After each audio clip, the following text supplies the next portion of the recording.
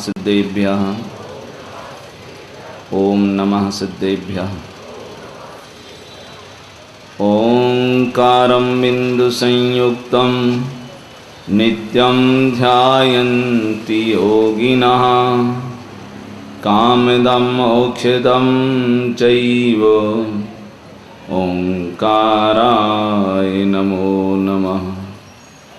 सरस्वती नमस्तुभ्यं वरदे कामरूपिणी विद्यारंभं करिष्यामि सिद्धिर्भवतु मे सदा। मंगलं भगवान् वीरो मंगलं गौतमो गणी मंगलं कुंदकुंदार्यो जैनधर्मोऽस्तु मंगलम्।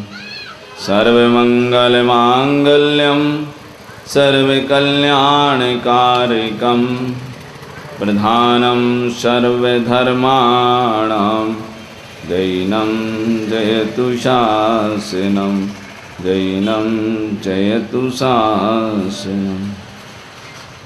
जय बोलो श्री पंच परमेष्ठी भगवान की, देवादिदेव श्री आदिनाथ भगवान की, चारित्र चक्रवर्ती आचार्य श्री शांति सागर जी महाराज की, वर्तमान पट्टाचार्य आचार्य गुरुवर श्री अभिनंदन सागर जी महाराज की, संत श्रोमणी आचार्य गुरुवर श्री विद्यासागर जी महाराज की, अहिंसामयी जैन धर्म की, उत्तम तप धर्म की महानुभाव।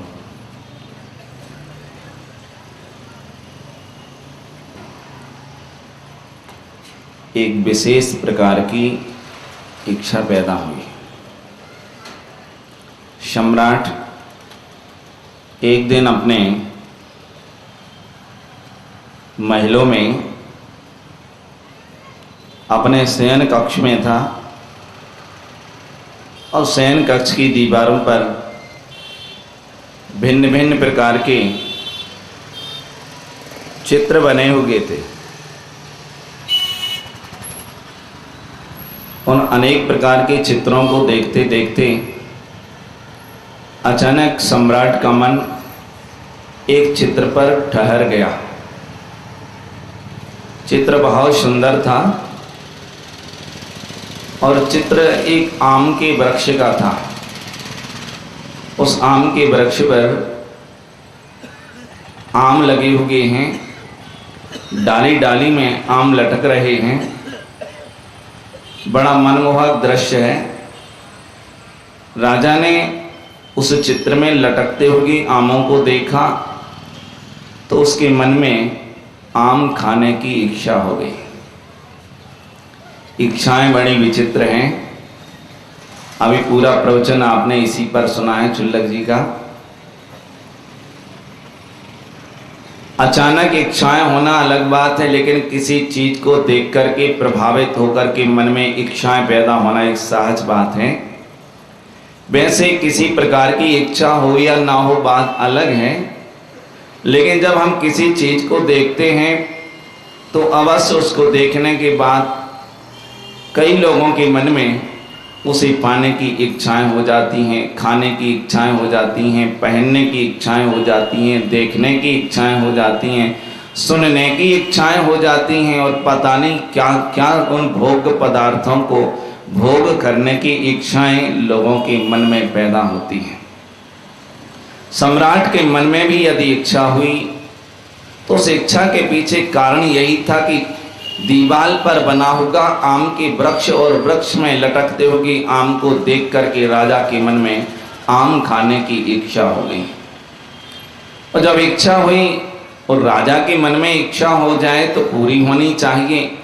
एक सामान्य आदमी की बात अलग है कि इच्छा हो तो जरूरी नहीं है कि पूरी हो या ना हो, पूरी करने का पुरुषार्थ भी नहीं हो पाता है, लेकिन एक सम्राट के मन में यदि ऐसी इच्छा पैदा हो जाए तो अवश्य ही उसे पूरा करने का प्रयास किया जाता है। राज दरबार लगा और सम्राट ने मंत्री से कहा कि आज मेरी इच्छा पके आम खाने की है, कहीं से आम की व्यवस्था की जाए। मंत्री ने राजा से कहा कि राजन, कैसी बात कर रहे हैं, यह मौसम अभी आम का नहीं है और आप आम खाने की बात करते हैं, कहाँ से लाएंगे आम। राजा ने कहा कि मंत्री, जो कुछ भी हो, जैसा भी हो, लेकिन मुझे तो आम खाना है, आप तो व्यवस्था करिए, कहीं ना कहीं से आम की व्यवस्था करें और पके आम मुझे खाने को मिले।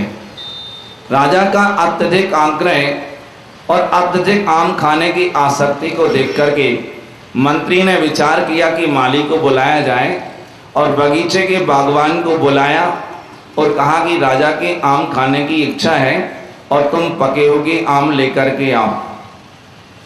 बागवान ने कहा कि मंत्रीवर, अभी आम कहाँ से लाएंगे, अभी तो चैत्र का महीना प्रारंभ हुआ है, अभी आम के वृक्ष पर अभी आम आना प्रारंभ हो गए हैं और पके आम कहाँ से लाएंगे हम।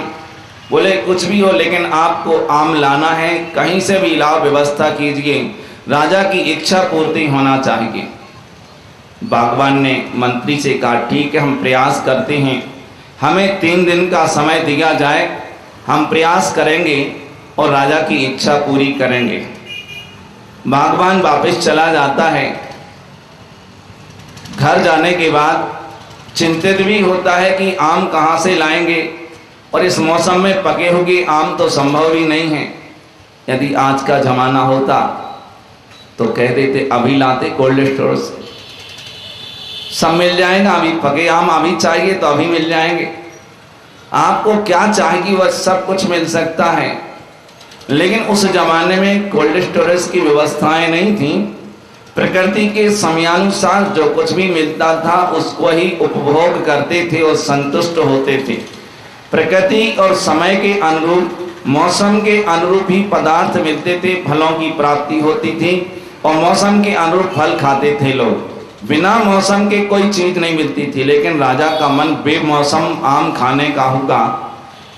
बागवान ने भी प्रयास किया, बगीचे में जाता है और आम के जहाँ बहुत सारे वृक्ष लगे थे वहां जाकर के एक एक वृक्ष को देखता है तो वृक्ष पर आम तो आ रहे हैं, लेकिन छोटे छोटे आम हैं और सब हरे हरे हैं, कच्चे हैं। घूमते घूमते आम के वृक्ष में कुछ थोड़े बड़े साइज के आम थे। उसने 10-20 आम जो बड़े साइज के थे वो कच्चे आम तोड़े और घर लेकर के आ गया। 3 दिन के बाद बागवान राजा के दरबार में पहुंचता है, एक थाली में आम सजा करके ले जाता है और राजन से कहता है कि राजन, आपकी इच्छा पूर्ति के लिए पके हुए आम प्रस्तुत हैं, इसे ग्रहण कीजिए। राजा ने देखा तो मन प्रसन्न हो गया, इतने स्वादिष्ट सुगंधित पके हुए आम मेरी इच्छा के अनुरूप मिल गए। स्वाभाविक है, जैसे अपनी इच्छा के अनुरूप सामग्री मिल जाए तो मन प्रसन्न ही होता है। राजा का मन भी प्रसन्न होगा और उसने आम तो खा लिए, लेकिन आम खाने के साथ साथ राजा के मन में एक प्रश्न उठा। राजा के मन में एक प्रश्न उठा और राजा ने माली से पूछा, भगवान ये तो बताओ, जब आप कह रहे थे कि अभी मौसम आम का नहीं है, तब ये पके हुए आम कहाँ से मिल गए? उस भगवान ने कहा कि राजन, ये सब ताप का ही प्रताप है, जिससे कि असमय में भी पके हुए आम मिल सके। और यदि आप जानना चाहते हो तो मैं बता देता हूं कि अभी इस समय कच्चे कच्चे आम थे और मैं बगीचे में गया, कुछ आम तोड़ करके लाया और घर में उसे पलाश के पत्तों में दबा करके रख दिया। कहीं से बाहर का प्रकाश, बाहर की कोई हवा, बाहर का वातावरण उन आम को स्पर्शित न कर सके, तो पलाश के पत्तों में अंधेरे कमरे में दाब के रख दिया। और 3 दिन बाद जब हमने पत्ते हटाए तो वे आम पक चुके थे और पके हुए आम में आपके पास लाश टका। महाराज, ये सब ताप का ही प्रताप है। राजा ने आम तो खाए और बात समझ में आ गई कि ताप का बड़ा प्रताप होता है। और यहाँ आचार्य भगवान उमा स्वामी का तत्वार्थ सूत्र का एक सूत्र हमारे सामने आता है, तपसा निर्जरा च।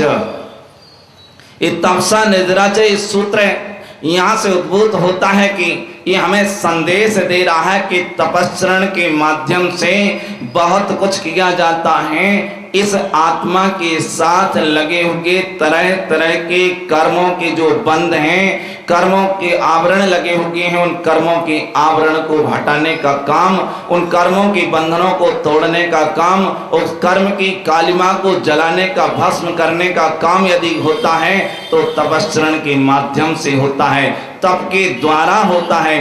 इस तप का अनुसरण और अनुकरण जो करते हैं अवश्य वे अपनी आत्मा को पवित्र कर लेते हैं। तप में बड़ी शक्ति होती है, तप में इतनी क्षमता होती कि वो चाहे तो बहुत कुछ प्राप्त कर सकता है। जैसे असमय में भी कच्चे आम को 3 दिन में पकाया गया, इस सब ताप की ही एक उष्मा का ही प्रभाव था कि पलाश के पत्तों से ढक देने के कारण उसके अंदर में जो गर्मी पैदा हो गई, उस गर्मी की वजह से भी आम 3 दिन में पक गए, जो अभी 1 महीने बाद पकते हुए 3 दिन में पक कर के तैयार हो गए।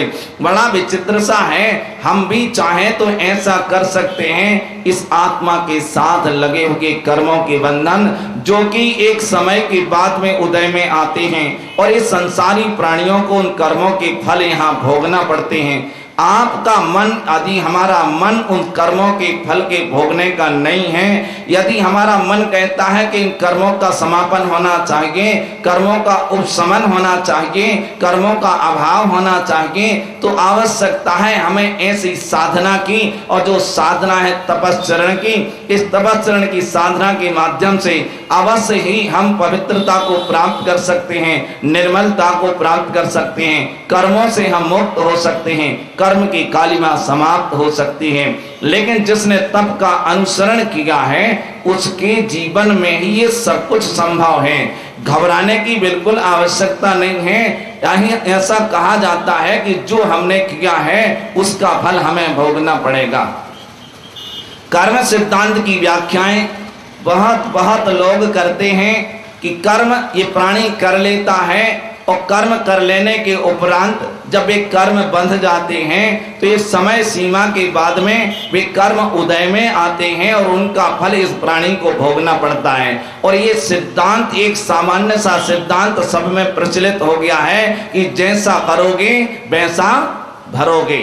इस सिद्धांत को सब जानते हैं, जैसा हमने कर्म किया है वैसा कर्मों का फल हमें भोगना पड़ेगा। लेकिन ये सिद्धांत आपका बड़ा मोटा सिद्धांत है, स्थूल सिद्धांत है। हमारा कर्म सिद्धांत बड़ा सूक्ष्म है और सूक्ष्म कर्म सिद्धांत को समझने की आवश्यकता है। ये तो प्रचलित सिद्धांत है जो लोग कह देते हैं कि जैसा कर्म हम कहते हैं वैसा ही फल हमें भोगना पड़ता है। लेकिन कर्मों के रहस्य के बारे में हम जानना चाहें तो कर्मों की अलग अलग अवस्थाएं हुआ करती हैं। एक हमारी साधना के माध्यम से, धर्म की साधना से, तप की आराधना से यदि हम चाहें तो बंधे हुए कर्मों में बहुत कुछ परिवर्तन ला सकते हैं। ये सारी शक्ति हमारे पास में है। कोई जरूरी नहीं है कि जैसा हमने किया है वैसा ही भोगना पड़ेगा, ऐसा बिल्कुल अनिवार्य नहीं है। अज्ञानता बस, प्रमाद बस, यदि भूल बस यदि हमसे पाप का आचरण हुआ है और यदि हमने पाप कर्मों का बंध कर लिया है और समझ यदि हमें पैदा हो गई है कि हमने पाप किया है, पाप के बंद हो गए हैं, इन्हें दूर करना है, इनका फल न भोगना पड़े, ऐसा कुछ प्रयास और पुरुषार्थ करना है, तो हमारे आचार्यों ने, साधु संतों और भगवंतों ने कहा है कि यदि तुम साधना करोगे, धर्म की आराधना करोगे, तपस्रण के मार्ग का अनुसरण करोगे तो अवश्य बंधे हुए कर्मों में भी परिवर्तन हो सकता है। अनिवार्यता नहीं है, यहाँ नियति नहीं है कि जैसा कर लिया वैसा भोगना पड़ेगा। ये कर्म सिद्धांत बड़ा विशेष प्रकार का है। कर्मों की तरह तरह की अवस्थाएं शास्त्रों में बताई गई हैं, उनके परिवर्तन हुआ करते हैं, लेकिन सारे परिवर्तन स्वतंत्र नहीं है, अपने आप नहीं होते हैं। इनके लिए हम जैसा करते हैं वैसा कर्मों में परिवर्तन होता है। शर्त इतनी है कि कर्मों का उदय आने से पहले जो पुरुषार्थ किया जाएगा तभी वो सफल हो सकता है, अन्यथा यदि कर्म का उदय आ गया तो वो फल तो हमें भोगना पड़ेंगे, फिर उसे टाले नहीं टल सकते।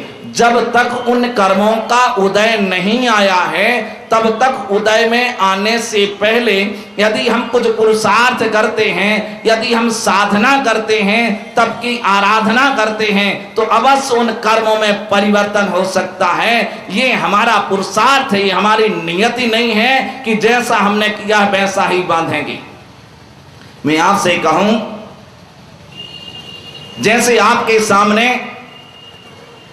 एक थाली में आधा किलो यदि चने का बेसन रख दिया जाए, बेसन ही बोलते ना, चने का सूखा जो आटा होता है बेसन, उसे यदि रख दिया जाए और आपसे कहा जाए कि इसे आपको खाना है, आप क्या कहोगे? जब बड़ी मुसीबत आई, अब जो बेसन कैसे खाओ जाए, सूखो बेसन और जरा सो चुटकी भर तो डारो मुंह में चिपक जात है, कैसे खाएंगे? बड़ा मुश्किल है, ये हमसे नहीं खाया जाएगा।